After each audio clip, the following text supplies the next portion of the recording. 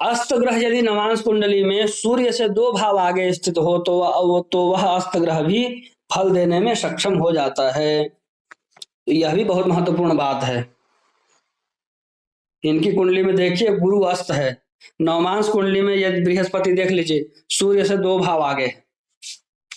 दिखाई पड़ रहा है कि नहीं? नहीं दिखाई पड़ रहा है।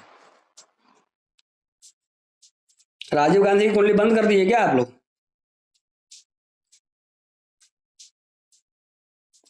ऐसे करेंगे तो कैसे काम चलेगा? हाँ, 12वें भाव में दिखाई पड़ रहा है। हाँ, अस्त है कि नहीं ये देखिए नीचे। नीचे देखिए जन्म कुंडली जहां ग्रह स्पष्ट लिखा हुआ है वहां गुरु के सामने अ लिखा हुआ है। और अस्त इत्यादि पहचानने का तो नियम भी पीछे बताया था।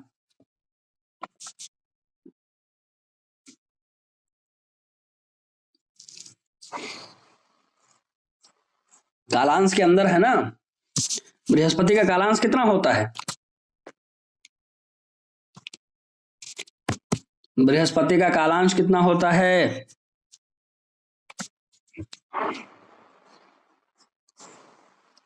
सब भूल गए आप लोग। गुरुजी दशा का कालांश पूछ रहे हैं गुरुजी बृहस्पति का? नहीं, अस्त कालांश पूछ रहा हूं। अस्त कालांश कितना होता है बृहस्पति का?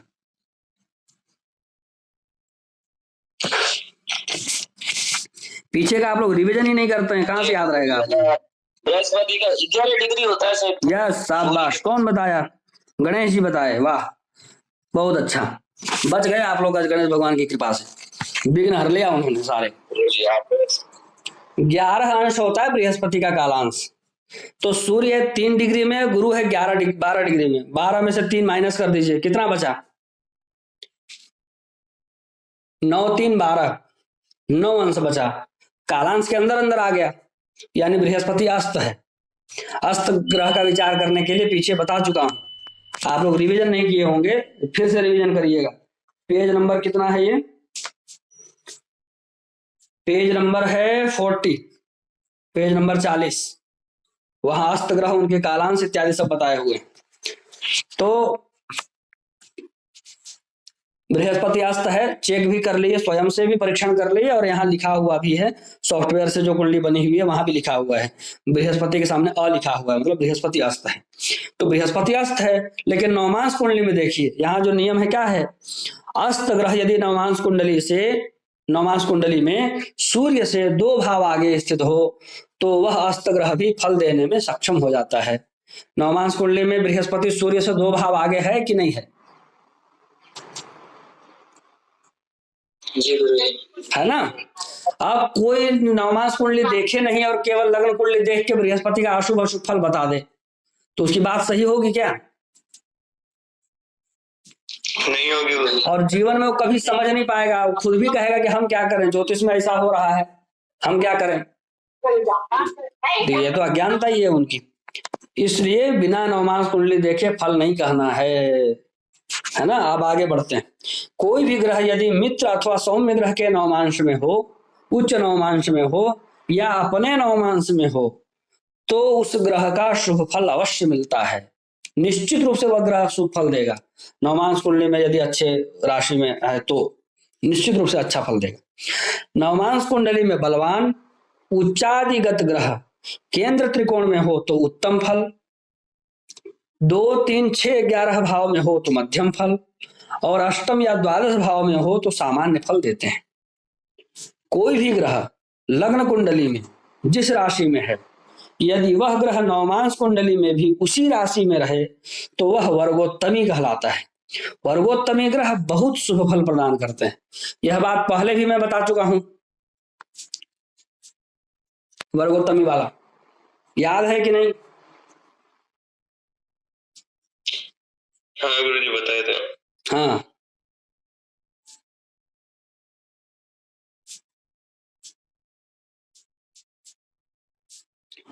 किसी को ऐसा हो कि दोबारा बताना हो तो बताइए, दोबारा बताएंगे। सबको पता है। शुभ राशि में वर्गोत्तम ग्रह शुभ फल देते हैं, क्रूर राशि में वर्गोत्तम ग्रह कुछ संघर्षों के बाद शुभ फल देते हैं। शुभ फल तो उनका कहीं नहीं जाएगा, शुभ फल मिलेगा, निश्चित रूप से मिलेगा। बस यह है कि शुभ ग्रह है तो बिना परेशान किए शुभ फल दे देगा, और अशुभ ग्रह यदि वर्गोत्तमी है तो कुछ जीएसटी इत्यादि काट करके तब जाके शुभ फल देगा। अब एक ग्रंथ का नाम बता रहे हैं, सर्वार्थ चिंतामणि। बहुत अच्छा ग्रंथ है, मैंने पढ़ा है, आप लोगों को पढ़ने की इच्छा हो तो पढ़ सकते हैं। नृसिंह दैवज्ञ के द्वारा लिखा हुआ है सर्वार्थ चिंतामणि। सर्वार्थ चिंतामणि के अनुसार चतुर्थेश का नवांशेष, मतलब जो भी ग्रह चतुर्थ भाव का स्वामी है, चतुर्थेश है, वो ग्रह नवमांश कुंडली में जहां है उसका स्वामी चतुर्थेश का नवांशेष लग्न कुंडली में केंद्रगत हो तो ऐसे जातक को घर संपदा का सुख अवश्य प्राप्त होता है, परंतु यदि वह त्रिक भाव में हो तो ऐसे जातक के घर संपदा के सुख की हानि हो जाती है। इस फल को घटाते हैं हम लोग राजीव गांधी की कुंडली में। यहाँ बताइए, पहले लग्न कुंडली खोलिए, खुलाई होगा आप लोगों के पास, खुलाई रखिएगा, इसको इसी से अभ्यास करेंगे। चतुर्थेश कौन है ये बताइए फटाफट।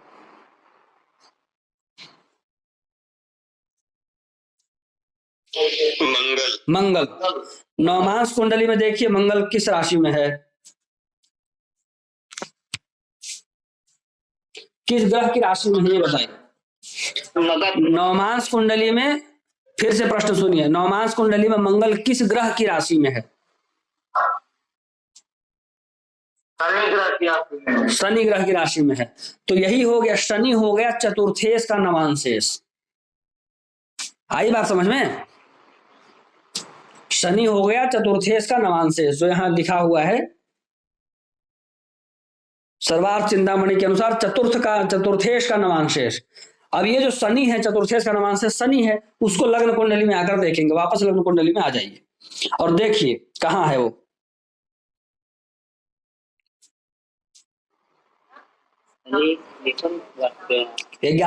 11वें भाव में है।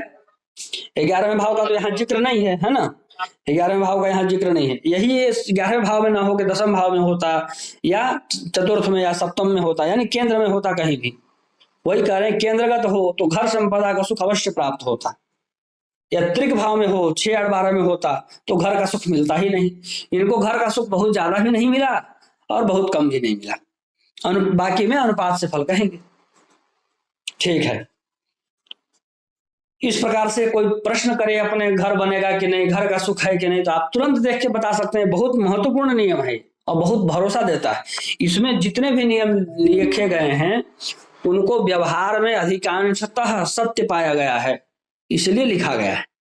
मेरी अपनी नोटबुक थी, अपनी डायरी थी, और मैं सोचा कि इतना मेहनत से तैयार हुआ है ये ज्ञान मेरे ही पास न रह जाए, मेरे अनुभव मेरे पास ही न रह जाए, इसलिए इसको पुस्तक के रूप में परिणत करा दिया। और ये हुआ कि मैं इसको बार बार देखता हूँ, मेरे पास पुस्तक रहेगी। संजोग ऐसा हुआ कि आप लोगों का बहुत स्नेह मिला और 1 वर्ष के अंदर ये पुस्तक बेस्ट सेलर बन गई। फिर मैंने इसको पढ़ाना शुरू कर दिया, चलो अब इसको। और ये पुस्तक हरियाणा छत्तीसगढ़ में भी कुछ संस्थाएं हैं जो मासिक कोर्स कराती हैं ज्योतिष का, वो भी इनको अपना करके इसके आधार पर पढ़ाते हैं। अब आगे बढ़ते हैं। तो ये नियम सबको समझ में आ गया, चतुर्थेश का नवांशेष वाला। घर का विचार आप लोग कर सकते हैं, गृह सुख का विचार कर सकते हैं इस नियम के आधार पर। एक बार और बता दे गुरुजी। एक बार और बता देते हैं, शाबाश। ठीक है, वृश्चिक लग्न वाली जो कुंडली हम लोग उदाहरण में चल रहे थे उसको लेते हैं। 1 मिनट, उस कुंडली को निकालिए जो हम लोग उदाहरण लेके चल रहे हैं ना, वृश्चिक लग्न वाला, उसको निकालिए फटाफट। उसमें देखिए चतुर्थेश कौन है, लेकिन उसमें नवमांश कुंडली वाला मुझे भेजना पड़ेगा ना दोबारा, तब तो भेजेंगे, देखेंगे आप लोग। रुकिए, नवमांश कुंडली उसका भेजता हूँ।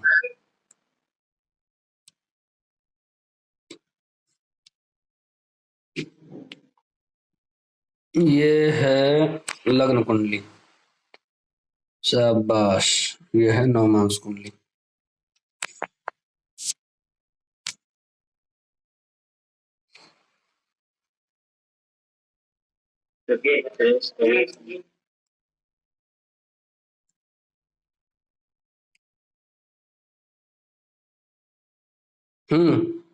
देखिए भेज दिया है दोनों। लग्न कुंडली में देखिए फटाफट चतुर्थेश कौन है।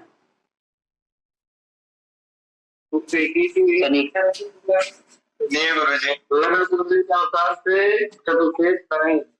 चतुर्थे शनि है। अब नवमांश कुंडली में जाके देखिए कि शनि किस ग्रह के नवमांश में।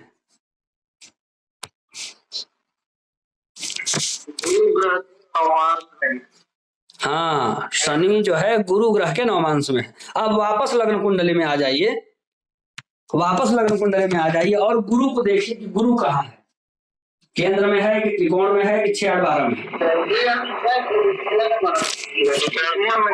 त्रिकोण में है। वाह, तो ये कह रहे हैं कि भाई केंद्र में होगा तो घर का सुख बहुत अच्छा मिलेगा, और 6 8 12 में होगा तो घर का सुख नहीं मिलेगा। तो घर का सुख बहुत अच्छा तो इनको सही में नहीं, घर का सुख बहुत अच्छा नहीं है, और घर नहीं है ऐसा भी नहीं। अभी तक अपना 2 घर बनवा चुके हैं लेकिन उनमें रहते नहीं है, पर अपना घर है। अब देखिए, चतुर्थेश बैठा हुआ है तृतीय भाव में। किसी भी भाव का स्वामी अपने घर से 12 में बैठ जाए तो उस घर का फल मिलने वाला नहीं। ऐसी स्थिति में ये व्यक्ति अपना घर बना लिया, ये तो बहुत आश्चर्य की बात है। अगर ये नियम सर्वार्थ चिंतामणि वाला पता ना हो तो कैसे क्लेम किया जाएगा कि इस व्यक्ति को घर का सुख मिलेगा, है ना। तो ये नियम बहुत सहयोग करता है। कोई प्रश्न करे कि मेरा घर बनेगा कि नहीं बनेगा, और नियम भी समझ में आ गया। चतुर्थेश का नवांशेष है बृहस्पति, बृहस्पति जब आएगा घर बना के देगा, बृहस्पति जब आएगा तब घर बना करके देगा। ये बात समझ में आ गई, ये बात बोली जा सकती है। बृहस्पति की जब दशा हो, अंतरदशा हो, कुछ भी हो, भाई घर तो बनेंगे, घर के काम शुरू हो जाएंगे बनने। घर बनाओ, कोई दिक्कत की बात नहीं है। और ऐसा ही हुआ था जब इनको सूर्य की महादशा में बृहस्पति की अंतरदशा आई थी, तब इन्होंने गृह प्रवेश किया था। मुझे बुलाया था अपने गृह प्रवेश में, जब सूर्य में बृहस्पति चल रहा था। सूर्य चतुर्थ भाव में बैठ के बुधादित्य योग बना रहा है। सूर्य अकेला बैठता तो वो घर नहीं बनाने देता, लेकिन बुधादित्य योग बन रहा है तो घर बनाने का योग बन गया। और सूर्य घर बनाने में के लिए वो है, प्रसिद्ध है। सूर्य घर बनाने के लिए प्रसिद्ध है, ये बात ध्यान रखिएगा। राहु शादी कराने के लिए प्रसिद्ध है, अनायास शादी करा देता है। सूर्य अनायास घर बना देता है, घर बनाने के लिए प्रसिद्ध है। पता नहीं क्या इनका वो है, पर है, तो इसको ध्यान रखिएगा। थोड़ा सा भी उसको मौका मिलना चाहिए, थोड़ा सा कुछ योग बनना चाहिए। तो थोड़ा सा एक योग बन गया, चतुर्थ भाव में बुधादित्य योग बना रहा है, तो घर बनाने के लिए उसकी टेंडेंसी आ गई। और बृहस्पति का सहयोग चाहिए था। बृहस्पति के अंतर्दशा आते जब आई थी तब वो गृह प्रवेश के लिए मुझे बुलाए थे, तो मैं उनके यहाँ जाकर गृह प्रवेश कराया था। शामिल हुआ था, कराने वाले आचार्य दूसरे कोई थे, मैं पूजन पाठ कराता नहीं हूँ। पहुंचा था, शामिल हुआ था। तो आगे बढ़ते, बात समझ में आई कि नहीं जो प्रश्न कर रहे थे उनको। तो ऐसे लाइव उदाहरण से भी हम लोग चीजों को प्रैक्टिस करते हुए चल रहे हैं। थोड़ा टाइम ज्यादा लग रहा है, लेकिन आप लोग सीखें, यह मुख्य उद्देश्य है। चलिए आगे चलते हैं। यदि किसी भावेश का नवांशेष लग्न कुंडली में केंद्र अथवा त्रिकोण में बलवान होकर स्थित हो तो उस भाव के फल अवश्य मिलते हैं। ये वही बात है, सेम टू सेम बात जो चतुर्थेश के नवांशेष के लिए है, उस बात को आप अन्य भावों में भी लगाइए, ये कहने का मतलब है। जिस भाव का भावेश, जिस भावेश का नवांशेष लग्न कुंडली में केंद्र अथवा त्रिकोण में बलवान होकर स्थित हो उस भाव के फल अवश्य मिलते हैं। यदि किसी भावेश का नवांश अधिपति लग्न कुंडली में निर्बल होकर त्रिक भाव में हो तो निश्चय ही उस भाव के फल में कमी आएगी। इस बात को आप अन्य बातों में भी विचार करके देख सकते हैं। लग्न नवांशेष अच्छी राशि में हो तो अच्छी पत्नी मिलती है। लग्न के नवमांश का स्वामी लग्न नवांशेष यदि अच्छी राशि में हो तो अच्छी पत्नी मिलती है,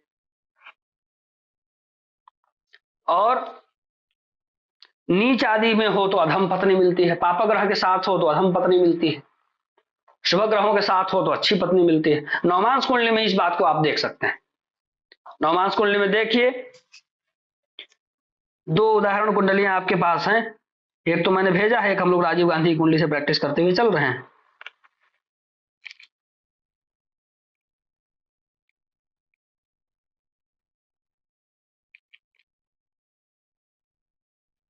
बढ़े आगे।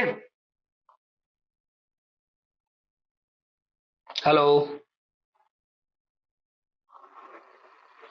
चलिए आगे बढ़ते हैं। लग्न नवांशेष, अब ये नियम भी बड़ा काम का है, मैं तो खूब प्रयोग करता हूं, आप लोग भी कर सकते हैं। इन दोनों नियम का प्रयोग मैं खूब करता हूं। एक तो घर वाला, वो तो मेरा गोल्डन रूल है, माई गोल्डन रूल, यहाँ के सभी मेरे गोल्डन रूल ही है, लेकिन जिनका खूब प्रयोग करता हूं वो उनमें से ये दो नियम है। एक तो मैं आपको बता दिया, अभी अच्छे से उदाहरण प्रैक्टिस करा दिया। एक ये है जिसकी प्रैक्टिस भी मैं अभी करा देता हूं। लग्न नवांशेष नवांश कुंडली में केंद्र स्थानों में हो तो 23 से 26 वर्ष में, त्रिकोण में हो तो 27 से 31 वर्ष में, त्रिषडाय में हो तो 19 से 22 वर्ष में, 2, 8, 12 भाव में अनिष्ट होकर स्थित हो तो 32वें वर्ष में, या बहुत विलंब के बाद विवाह होता है। ये शादी कब होगी लोग पूछते हैं, इसका उम्र निकालने में अच्छे अच्छे लोग परेशान हो जाते हैं, लेकिन एक बहुत आराम से और प्रबुद्ध बहुत उच्च स्तर के अनुभवी ज्योतिषी की तरह आप व्यक्ति के विवाह का उम्र बता सकते हैं। यह बहुत अनमोल नियम है, बहुत अनमोल नियम है। और अन्य नियमों की अपेक्षा विवाह के संबंध का यह जो नियम है, इसकी एक्यूरेसी 70% अबोव जाती है। 70% से ज्यादा बार आपकी भविष्यवाणी, विवाह के उम्र से संबंधित भविष्यवाणी सत्य होगी। अभी तो बहुत सारे नियम जो भी हैं, मैं तो सब नियम को आजमा आजमा के थक गया। सबसे ज्यादा परेशानी होती है विवाह में, सबसे ज्यादा भविष्यवाणी जितनी भी की जाती है विवाह के संबंध में, सबसे ज्यादा विवाह से संबंधित भविष्यवाणी में परेशानियां आती है, सबसे ज्यादा आज के समय में। आजकल प्रपंच बहुत बढ़ गया है, आजकल व्यक्ति को केवल शादी नहीं करनी है बस, बाकी सब करना है। ऐसी स्थिति में प्रपंच बहुत बढ़ गया है। अब समस्या क्या होती है, शास्त्रों में 8 प्रकार के विवाह बताए गए हैं, 8 प्रकार के विवाह। तो आप जिस भी उम्र में विवाह बताएंगे उस उम्र में विवाह तो होता ही है, उन 8 में से कोई एक। लेकिन उन 8 में से कोई एक विवाह जो है तो कहेंगे कि नहीं हमारा तो बारात आएगा, सारे बैंड बाजे बजेंगे, ये सब होगा, कार्ड बटेगा, उसी को केवल शादी मानेंगे, बाकी को नहीं मानेंगे। ये नियम तो मनमाना नियम हो गया। जब 8 प्रकार की शादी है तो एक को ही शादी क्यों माने, बाकी को छुपा कर रखेंगे। तो इन सब स्थितियों के कारण, इन सब बातों के कारण, हालांकि भविष्यवाणी असत्य नहीं होती है, तब व्यक्ति स्वीकार ही ना करे, तो ऐसी स्थिति में जबरदस्ती वाली बात यह हो जाती है कि यार भविष्यवाणी तो हमारा ऐसा हो गया। ऐसी स्थितियों के कारण बहुत समस्याएं होती हैं विवाह से संबंधित भविष्यवाणी में।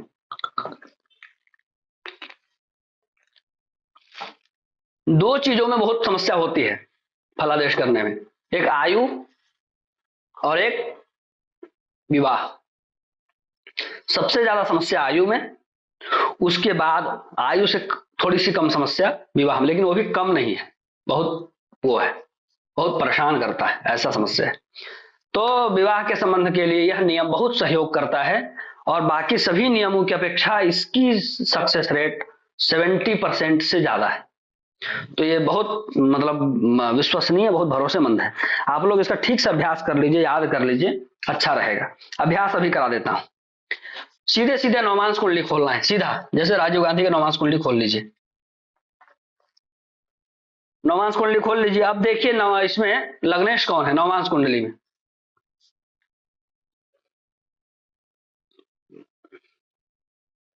राहुल गांधी का मत देखिए, राजीव गांधी का देखिए।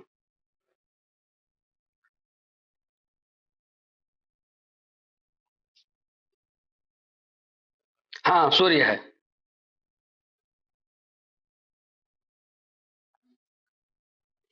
सूर्य को देखिए कि वो बैठा कहाँ है।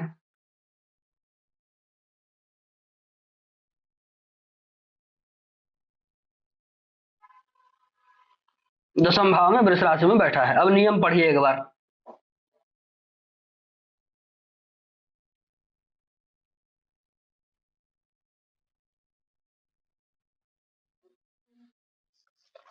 केंद्र में हो तो 23 से 26 वर्ष के बीच, त्रिकोण में हो तो 27 से 31 वर्ष के बीच, त्रिषडाय में हो तो 19 से 22 वर्ष के बीच, और 2, 8, 12 भाव में अनिष्ट होकर स्थित हो तो 32वें वर्ष में या बहुत विलंब के बाद विवाह होता है।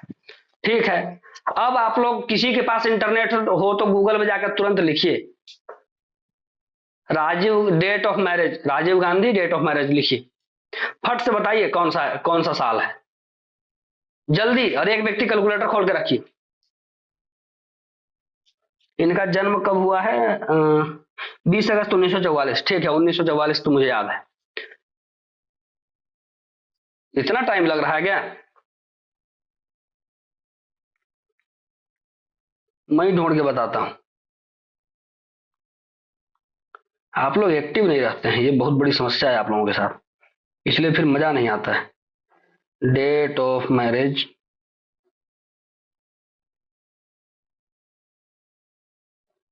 मैरिज, इस साल बताइए, साल, डेट मत बताइए।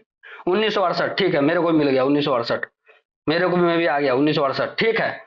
1968 कैलकुलेटर किसके पास, किसने खोला है? 1968 माइनस 1944।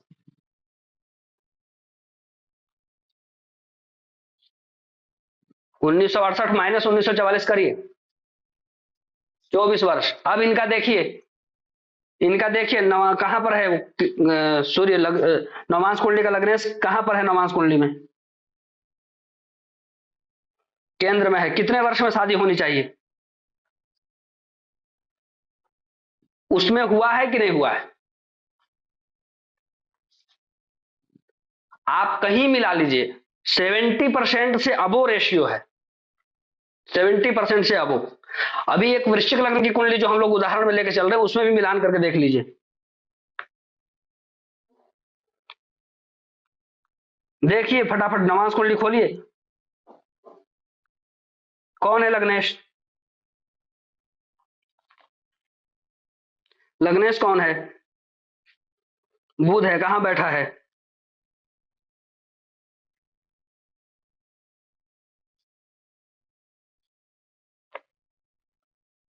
हम्म।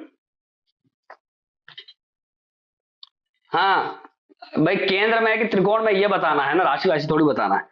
यहाँ सारे नियम केंद्र त्रिकोण में, त्रिकोण में जाकर देखिए क्या फल है इसका, त्रिकोण में होने का। हाँ, इनकी 31वें वर्ष में शादी हुई। ठीक है, 31वां वर्ष लगा तब शादी हुई। अब मैं कहा था कि शादी आपकी बहुत आगे होगी, 30-31 में होगी, ऐसा बार बार दशा के हिसाब से घटाकर बोला। और इधर भविष्यवाणी करवा रहे हैं, उधर करवा रहे हैं। शादी के बाकी सभी बातों पर मेरे हिसाब से चलते रहे, शादी वाली बातों के लिए 20 आदमी से जाकर फलादेश करवा लिए और थक गए, अंत में मेरी ही बात सत्य सिद्ध हुई। 31 वर्ष में उनकी शादी हुई थी। ये हम लोग ये वृश्चिक लग्न की लेकर चल रहे हैं। तो ऐसे आप, आपके पास 15 कुंडलियां तो दी गई हैं, आप उनमें लगा सकते हैं, कर सकते हैं, कोई दिक्कत की बात नहीं। हाँ, अब आगे पढ़िए।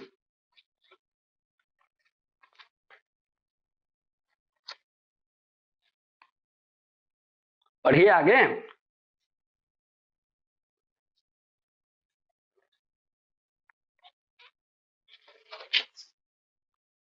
हाँ, ये नियम तभी पूर्णतः सत्य होगा जब वो अकेला हो लग्न नवांशेष, या अकेला ना हो तो शुभ ग्रहों के साथ हो, तब सही सिद्ध होगा।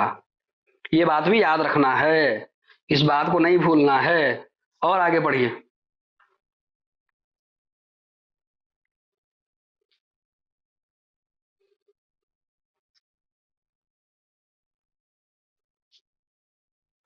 हाँ, लग्न नवांशेष पाप ग्रहों की युति के साथ किसी भी भाव में स्थित हो तो वह अप्रत्याशित विलंब कराता ही है। और आगे पढ़िए।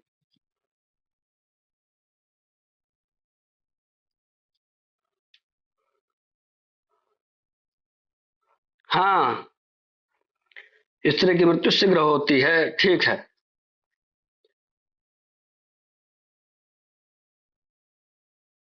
अब ऐसा है ना कि कोई किसकी कुंडली देखना चाह रहे थे, विद्वान लोग कहाँ हैं? मैं छोड़ता नहीं हूं, चिंता की कोई बात नहीं है, जिज्ञासा सबकी शांत करेंगे। कौन पूछ रहे थे? बस इतना नियम पढ़ना आवश्यक था, इसीलिए। कौन पूछ रहे थे किसकी शादी कब होगी?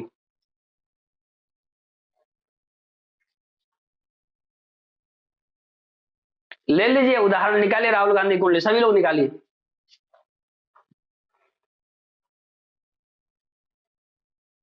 देखिए नमाज कुंडली, देखिए कहाँ है। नौ, नौमांस कुंडली देखिए, लग्नेश कौन है?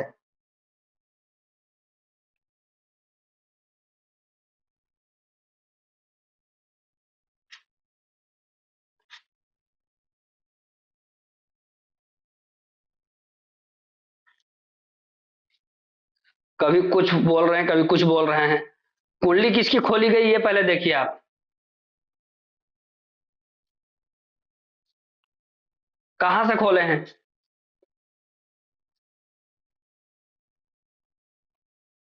प्रिंट आउट रखे हैं। तो उसमें नवमांश कुंडली देखिए, लग्न क्या है? हाँ, कौन होता है स्वामी?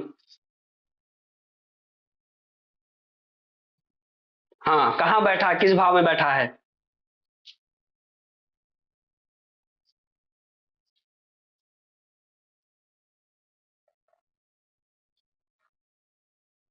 हाँ, अब पहले 12वें भाव का नियम पहले पढ़ लीजिए, फटाफट पढ़िए क्या है।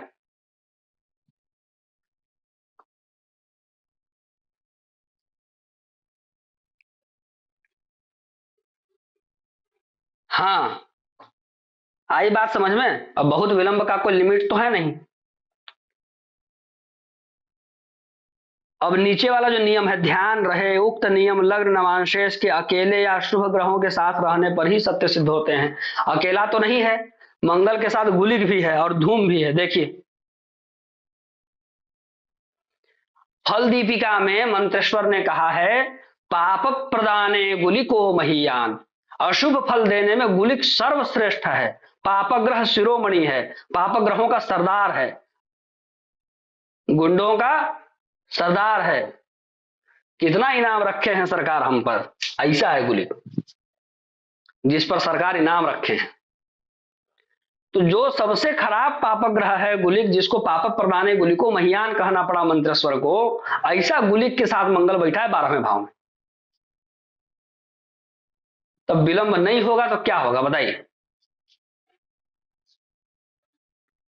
बात जम रही है कि नहीं?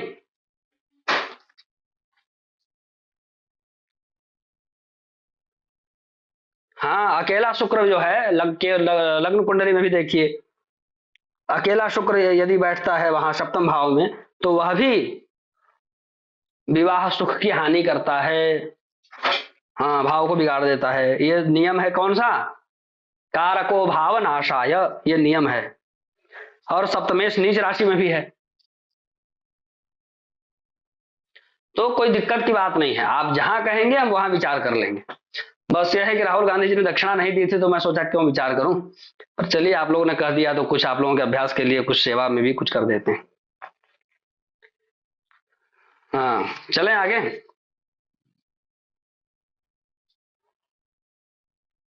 पेज नंबर 99 पढ़िए, मैं पढ़ देता हूं। यदि लग्न नवांश से सूर्य राहु या मंगल के साथ स्थित हो तो रोग दाह या विपत्ति के कारण पत्नी की मृत्यु होती है। पत्नी का मृत्यु भी नवमांश कुंडली से जान सकते हैं। लग्न नवांशेष चंद्रमा के साथ हो तो पत्नी प्रायः चंचला होती है। लग्न नवांशेष शुक्र के साथ हो तो स्त्री कामुक होती है। स्त्री के स्वभाव को समझा जा सकता है। लग्न का नवांशेष जिस ग्रह के साथ होगा उस ग्रह का कैरेक्टर को पकड़ेगा। कौन? पत्नी के व्यवहार में, पत्नी के व्यवहार में वैसा दिखाएगा। सूर्य के साथ हो तो पराक्रम दिखाएगा, मंगल के साथ हो तो पौरुष दिखाएगा, क्रोध दिखाएगा, ऊर्जा दिखाएगा। चंद्रमा के साथ हो तो चंचला दिखाएगा, शुक्र के साथ हो तो कामुक दिखाएगा, गुरु के साथ हो तो धार्मिक दिखाएगा, बुध के साथ हो तो गुणा गणित में तेज, ज्योतिष में रुचि, ये सब चीजें दिखाएगा। तो इन सब चीजों को थोड़ा अपना लीजिए, समझ लीजिए, तो क्या गोली की तरफ फलादेश फिट बैठेगी। और ये सारे तो मेरे गोल्डन रूल हैं, कहीं पर किसी प्रकार की कोई शंका नहीं, कुछ नहीं। आप आंख बंद करके इसका प्रयोग कर सकते हैं, बशर्ते अच्छे से प्रैक्टिस किया हुआ हो। पता चले लाइन कुछ और लिखा है, आप समझ कुछ और रहे हैं, ये सब समस्या ना हो। मतलब अभ्यास ठीक से किया गया हो तो इन नियमों से आप बहुत अच्छे से, बहुत ठोस अर्जुन के बाण की तरह फलादेश कर सकते हैं। नवांश कुंडली में पंचम स्थान पर जितने ग्रहों की दृष्टि हो तत्तुल्य, अथवा नवांश कुंडली में पंचमस्थ राशि की संख्या तुल्य या पंचमेश की नवांश राशि संख्या तुल्य संतति होती है। संतान की भविष्यवाणी करने के लिए भी एक नियम इसमें दिया हुआ है, इसका प्रयोग भी आप लोग कर सकते हैं। सब बहुत भरोसेमंद नियम है, सारे गोल्डन रूल हैं ये सारे। इसके अलावा एक और लिस्ट है इसमें डाली हुई है, उसमें भी सारे गोल्डन रूल है। वो लिस्ट है पेज नंबर 46, 47, 48, 49 और 50। 46, 47, 48, 49 और 50, ये सारे मेरे गोल्डन रूल हैं, और इधर भी सारे गोल्डन रूल हैं जो आज हम लोगों ने पढ़ा। इनका तो आपको खूब अभ्यास करना चाहिए, प्रतिदिन एक बार कर लेना चाहिए। इन 4-5 पेजों का अभ्यास प्रतिदिन 1 घंटा कर लेना चाहिए। एक आध महीना कर लेंगे ना, एक 1-1.5 महीना, तो ये सारे नियम दिमाग में फिट बैठ जाएंगे बहुत अच्छे से। अब हम लोग 14वें दिन, आज के दिन के इसमें क्लास में पहुंचते हैं। आज के दिन के क्लास में बहुत ज्यादा कुछ नहीं है। तो मैंने आप लोगों को कहा था पेज नंबर 102 में एक सारणी दी हुई है, उसको याद करने के लिए मैंने आप लोगों को कहा था। तो अब ईमानदारी से बता दीजिए किसको किसको याद है, और किसकी किसकी क्लास कल से बंद होने वाली है, दोनों बात आज बता दीजिए। कौन सुना रहे हैं और कौन कल क्लास से बंद कर रहे हैं, ये बात बता दीजिए फटाफट। अच्छा, कोई नहीं बताएगा, मैं बारी बारी से पूछता हूं। सुरेश जी, सारणी सुनाएंगे कि कल से क्लास बंद करेंगे?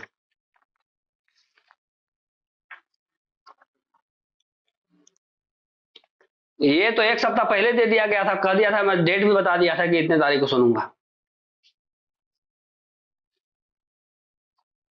उमा दत्त जी,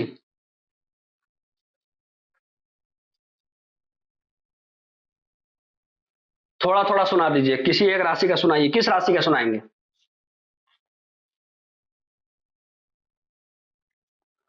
किस राशि का सुनाएंगे?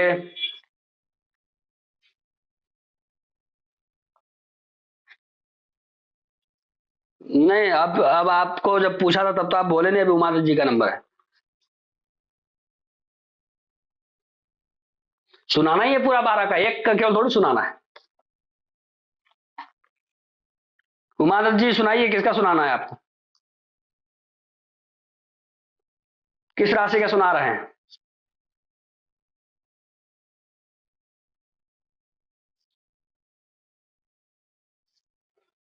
आपकी आवाज नहीं आती, थोड़ा नेटवर्क में आकर मुझे सुनाइए। प्रवीण जी, आप बताइए।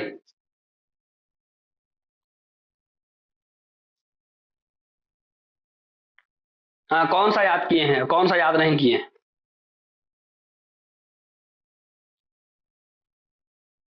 बस 2 को थोड़ा कह रहे हैं, 12 में से 2 याद है और थोड़ा याद है।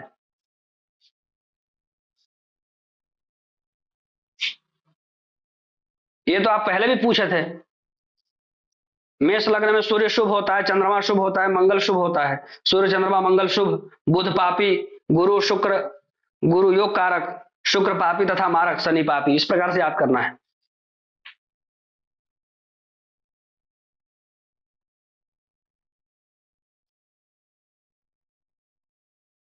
योगा कारक नहीं, वो योग कारक है। हम्म। ये तो आप पहले भी पूछे थे, जिस दिन सारणी दी गई थी उस दिन भी। आज दोबारा वही प्रश्न कर रहे हैं, same to same. Sunita ji, याद हो गया चार्ट आपको?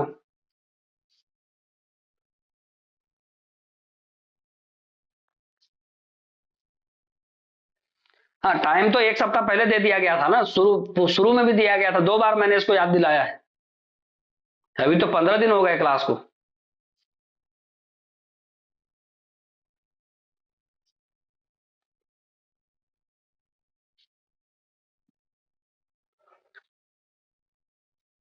इसीलिए तो टाइम दिया गया था ना, कि आप लोग याद करें इसको। इसको 2 बार 3 बार, सुबह सुबह दोपहर शाम, दवा लेने की तरह इसको सुबह दोपहर शाम पढ़िए 3 बार। सूरज जी,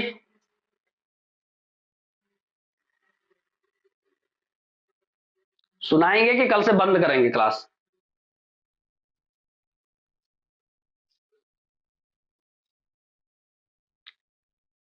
राघव जी,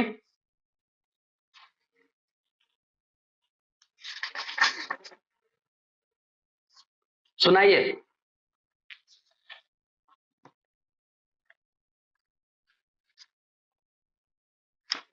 सुनाइए तुला का।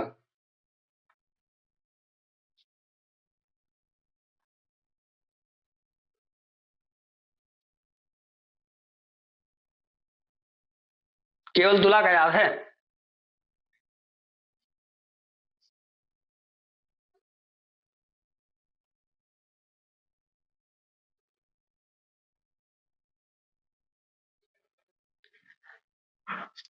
एक मैंने अपना परिचय देने के लिए एक श्लोक लिखा था बहुत पहले। एक बार किसी से मेरा कुछ विवाद हो गया था, तो वहां अपना परिचय देने के लिए मैंने एक श्लोक उनको लिख के भेजा था। वो श्लोक आपको सुना देता हूं ताकि आपको मेरे व्यवहार का पता लग जाए। यथा विश्वक्सेन भवति स्मरणे शीघ्र फलद।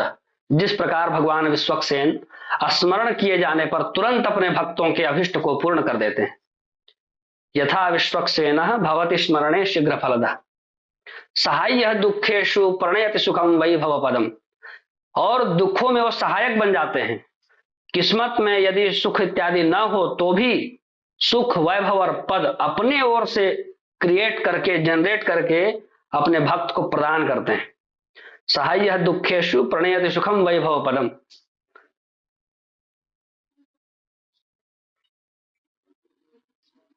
परम पापे व्याप्ते वरद रमणीय परम पापे व्याप्ते वरद रमणीय प्रलयकृत। लेकिन जब कहीं अशुभता हो जाती है या पाप का संचार हो जाता है या छल कपट प्रपंच इत्यादि प्रारंभ हो जाते हैं, तो वही रमणीय देव जो अत्यंत भक्त के ऊपर कृपा कर रहे थे, वही प्रलय करने वाले बन जाते हैं।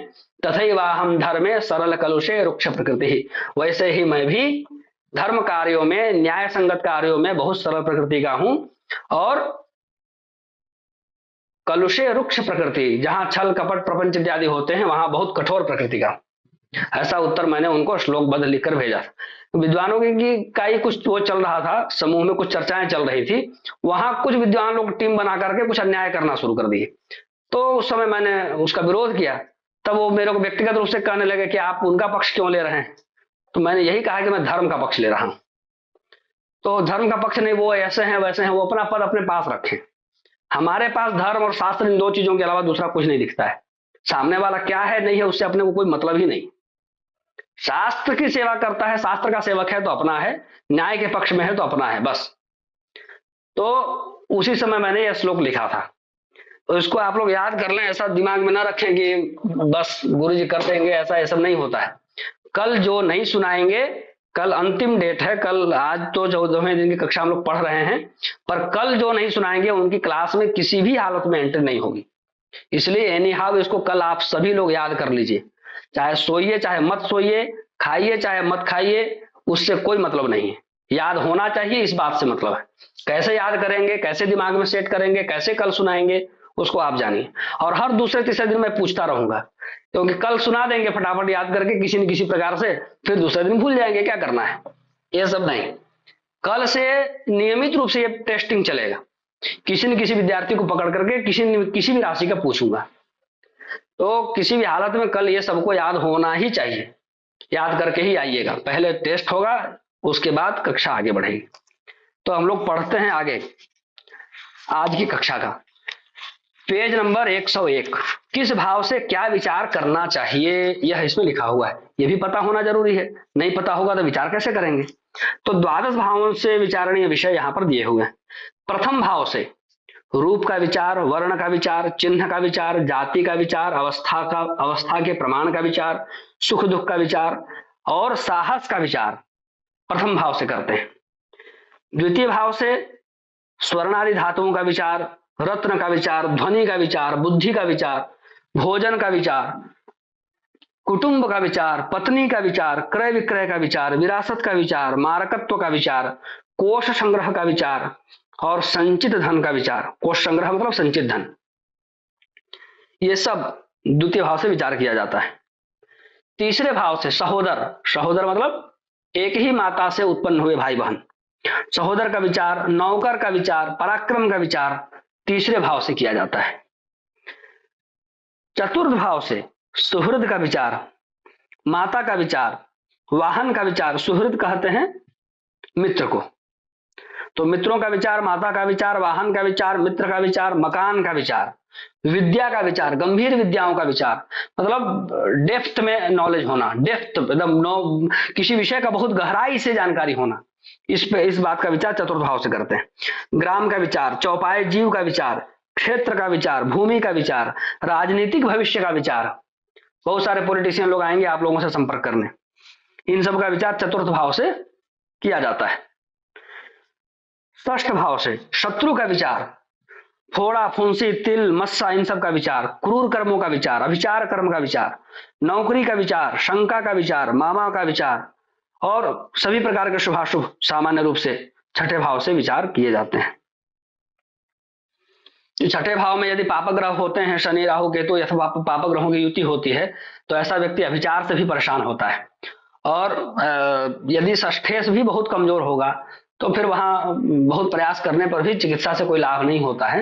एक कुंडली मेरे पास आई थी, इस समय तो पता नहीं है संभवतः, षष्ठेश नीच राशि में था और छठे भाव में सूर्य, राहु और शनि 3 ग्रहों की युति थी। वो व्यक्ति अभिचार से बहुत त्रस्त था, बहुत परेशान था, बहुत लोगों से तंत्र मंत्र करा करा के, मंत्र जब जब के सब करके परेशान। तो उसकी कुंडली आई थी, मैं देखा था, उसका सुदर्शन अनुष्ठान बताया था, उसने कराया भी था, बहुत वर्षों तक ठीक भी रहा। फिर कुछ नियम पालन करने के लिए बताए, कुछ वर्षों तक नियम पालन किया, फिर उसको हो गया कि हम तो ठीक हो गए, छोड़ दिया। फिर दोबारा से परेशानी शुरू हो गई, फिर दोबारा आया। तो मैं समझ तो जाता ही हूँ क्या मामला है। तो मैंने पूछा कि आपने नियम छोड़ दिए होंगे? तो हाँ छोड़ दिए। तो दोबारा थोड़ी काम करते हैं, एक बार बता दिया, भगवान से विनती कर दिया तुम्हारे लिए, अब तुम बार बार आकर के विनती कराते रहो तो यही मेरा काम है क्या? फिर दोबारा उनका काम नहीं किया। मैं जानता हूं कि सब परेशान होंगे, जीवन भर इनको परेशान रहना है, तो अब महत्व नहीं समझेंगे तो बात नहीं बनेगी, इसलिए फिर छुट्टी कर दिया। तो उदाहरण इसलिए बता रहा हूं क्योंकि आप भी इस बात को समझ जाएं कि छठे भाव से विचार कर्म का विचार किया जाता है। सप्तम भाव से युद्ध का विचार, जीवन साथी का विचार, विवाह का विचार, काम सुख का विचार, व्यापार का विचार। यहां व्यापार में दूर देश का व्यापार और बाजार दोनों आता है। नपुंसकता का विचार, पौरुष का विचार, मारकत्व का विचार, पार्टनरशिप का विचार, प्रदेश से आने का विचार, प्रश्न कुंडली में करते हैं प्रदेश से आने का विचार, ये सभी सप्तम भाव से देखते हैं। अष्टम भाव से नदी के पार उतरना, यहां से समुद्र यात्रा हो गई, समुद्र यात्रा का विचार, रास्ता का विचार, खराब स्थानों का विचार, शस्त्र से प्रहार का विचार, आयु का विचार, दुर्घटना का विचार, गंभीर रोग का विचार, मृत्यु का विचार, साधना का विचार, पत्नी के स्वास्थ्य का विचार, प्रवज्ञा का विचार, संन्यास योग और सभी प्रकार के संकटों का विचार अष्टम भाव से किया जाता है। नवम भाव से धर्म क्रिया में मन की प्रवृत्ति, निर्मल स्वभाव, तीर्थ यात्रा, नीति, नम्रता, भाग्य, पिता, प्रवज्ञा कहते हैं संन्यास योग को, विरक्ति से लिए हुए जो निर्णय हैं वो सभी प्रवज्ञा में आते हैं। प्रवज्ञा मतलब संन्यास योग, प्रवज्ञा, आस्था, ये सभी नवम भाव से विचार किए जाते हैं। दशम भाव से पिता के सुख दुख का विचार, बहुत ऊंचे पद की प्राप्ति, उच्च पद की प्राप्ति, उच्चतर शिक्षा, हायर एजुकेशन। हायर एजुकेशन मतलब 11 12 नहीं, हायर मतलब उधर ग्रेजुएशन और पीजी और पीएचडी। आजीविका का विचार, कीर्ति प्रतिष्ठा का विचार, राज सम्मान का विचार, राज्य मान्यता का विचार, राज संबंधी प्रयोजन, ये सभी दशम भाव से विचार किया जाता है। एकादश भाव से सभी प्रकार के लाभ, वस्त्र आभूषण, पालकी, आय, धनागम, धन पैसे आने का रास्ता, सोर्स ऑफ इनकम, बड़े भाई, इन सभी बातों का विचार 11वें भाव से करते हैं। द्वादश भाव से सभी वस्तुओं के व्यय का विचार, धन हानि का विचार, चिंता, सैया सुख, विदेश यात्रा, दंड और बंधन, इन सब का विचार 12वें भाव से करते हैं। ये सब हो गए 12 भाव से किन किन भाव से क्या क्या विचार किया जाता है, वो सब हम लोग इसमें चर्चा कर लिए। अब इसमें क्या है, चक्र है, इसको आप लोग कल याद करके सुना ही देंगे। फिर इसका प्रयोग हम लोगों को करना कैसे है, जैसे कुंडली आएगी वैसे उसको तुरंत उसके बगल में वो करके दिमाग में लिखना है। इस लग्न की कुंडली है, जैसे वृश्चिक लग्न की कुंडली हम लोग उदाहरण में लेके चल रहे हैं, तो तुरंत दिमाग में पता होना चाहिए हमको कि भाई वृश्चिक लग्न की कुंडली है तो इनके लिए सूर्य और चंद्रमा योग कारक है, मंगल इनके लिए शुभ है, बुध इनके लिए पापी है, गुरु इनके लिए शुभ है, शुक्र इनके लिए पापी है और शनि भी पापी है। शुक्र, शनि और बुध पापी हैं, मंगल गुरु शुभ हैं और सूर्य चंद्रमा योग कारक हैं। इस बात को दिमाग में रख लिए। अब इनका फलादेश हम लोग शुरू करेंगे, तब बात ज्यादा जमेगी। चाहे वह दशाफल कहना हो, चाहे भाव फल कहना हो, जो कुछ भी कहना हो, योग कारक ग्रह जिस भाव में बैठेगा उस भाव को सुंदर बना देगा। जैसे हमने कहा कि सूर्य की दशा में घर बना, सूर्य योग कारक है, बुधादित्य योग बना रहा है, चतुर्थ भाव में बैठा ही है, चतुर्थ भाव से संबंध हो गया। और गुरु की जब अंतर दशा आई गुरु को ही बनवाना था, गुरु के अंदर दशा आई तो मौका मिल गया, घर बन गया। यही सूर्य योग कारक नहीं होता तो समस्या उत्पन्न होती। तो चीजों को समझने में इसके बिना कहीं भी बात नहीं बनेगी। न तो आप भाव फल ठीक से कह पाएंगे, न तो आप दशा फल ठीक से कह पाएंगे। ये पता हो तो हर चीजें आप ठीक से समझ सकते हैं, भाव फल को भी, दशा फल को भी, कुंडली के नेचर को भी, सभी चीजों को। योग कारक ग्रह केंद्र में है तो निश्चित रूप से व्यक्ति ऊर्जावान होगा, जीवन में कुछ न कुछ कर लेगा। योग कारक ग्रह इधर उधर चला गया, अशुभ राशि में चला गया, अशुभ भाव में चला गया, तो कितना भी मेहनत करेगा भाग्य साथ नहीं देगा। हमारे झारखंड में एक कहावत है, छुछा घरे कितई जोर करे, वही स्थिति होगी। तो यही कमजोर हो तो बात कैसे बनेगी? जड़ ही कमजोर हो, जड़ में ही मट्ठा डाल दिया जाए तो पेड़ कितना विकसित होगा।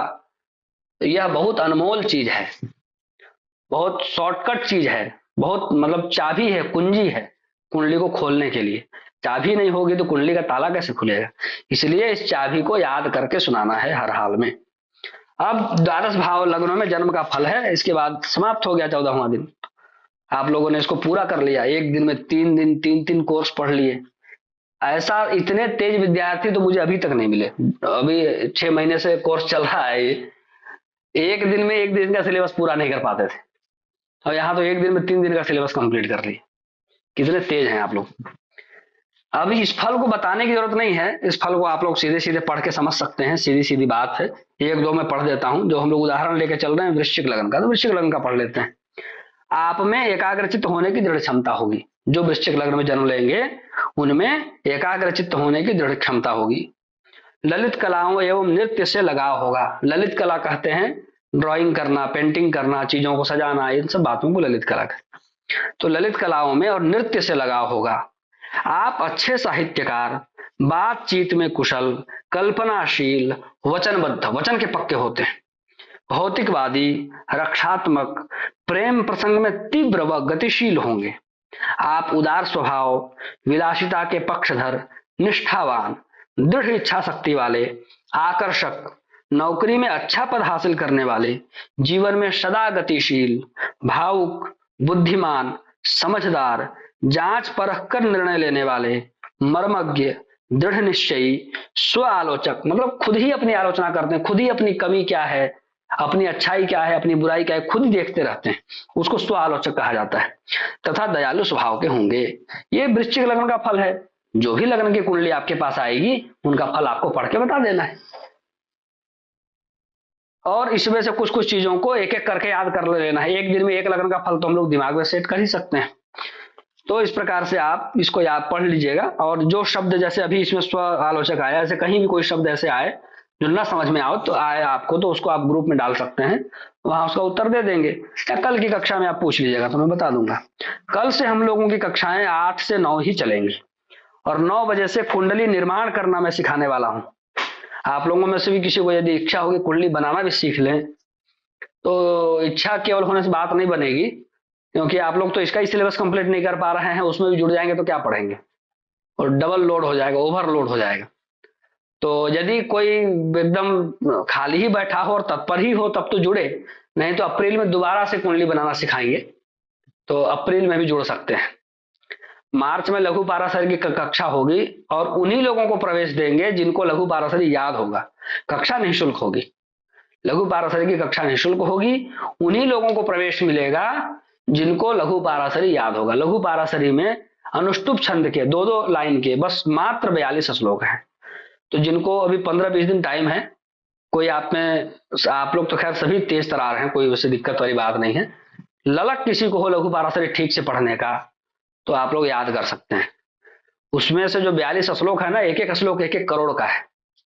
लघु पाराशरी यदि ठीक से समझ में आ गया तो फलादेश में इतनी अच्छी गति होती है, तो कहते हैं मंझ गया है व्यक्ति, तो कहते हैं ना कि मंझ गया ज्योतिष में, ऐसे आप मंझ जाएंगे ज्योतिष में, बहुत अच्छी गति आपकी ज्योतिष में हो जाएगी।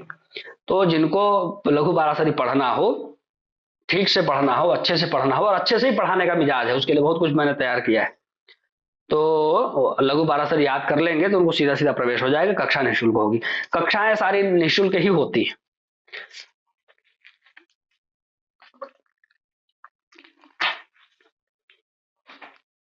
बिल्कुल मिल जाएगा लघु पाराशरी पीडीएफ, गूगल में सर्च कीजिए, कई सारे पीडीएफ उपलब्ध है, एक कौन कहता है। लघु पाराशरिक की पीडीएफ एकदम मिल जाएंगे आपको।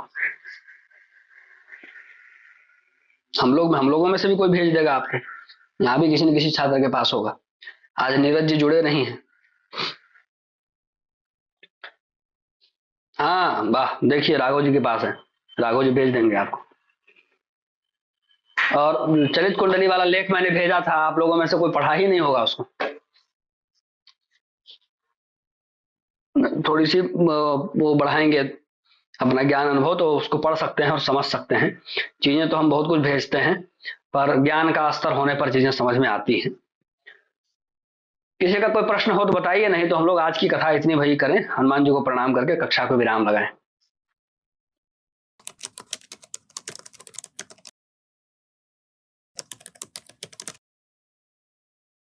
श्रीमते रामचंद्राय नमः।